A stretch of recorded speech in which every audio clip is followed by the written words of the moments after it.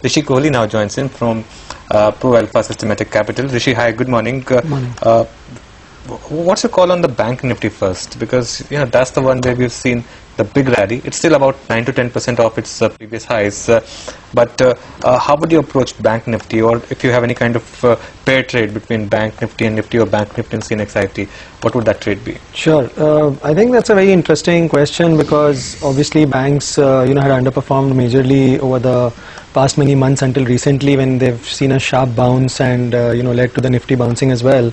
What is interesting is that on your show itself a couple of weeks back, I was mentioning that SBI and bank nifty are looking positive, and there have been some patterns formed which look like they could rally sharply by 5 to 10%, and that is exactly played out. And what is interesting here is that the patterns formed further look like there would be further rise. There has been a sharp move.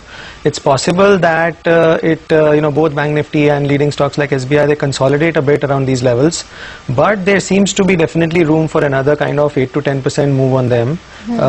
Purely from a directional perspective for both of these indices and stocks.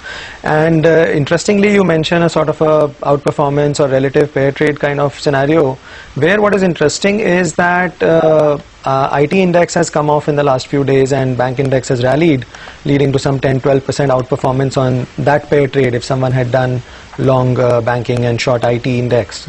And because it's moved by 10-12% very sharply, there's a lot of talks in the market that maybe that turns around or something happens. But what is very interesting is that over the last year, IT versus banks has outperformed in favor of IT by around 50%, and that's a very, very big move.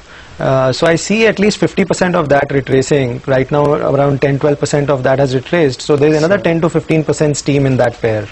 Okay, Rishi, you have a call on DLF. You see further upside to, I think, levels above 200 or up till 200 on DLF? Right. So there again, a few weeks back I was saying that it looks like it's bottoming out around 125, 130, and the weekly MACD interestingly had converged to almost turning negative from positive, and the call was that if it starts diverging on the positive side again, there would be a very sharp bounce to 175 odd levels, which is exactly what has happened in the last week.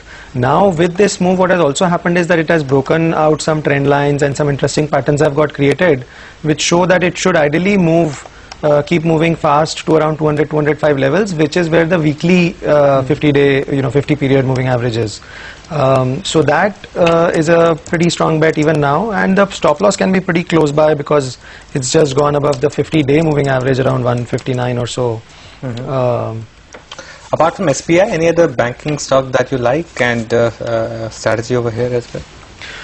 So SBI clearly is one which from current levels it could move to 1800 very fast. So I was mentioning in general, but I think again it's broken out a trend line and the weekly MACD is positive. Other than that, largely a lot of the banks are showing similar pictures. So I think one interesting strategy also would be to just go into the underperformers and wait for them to play out.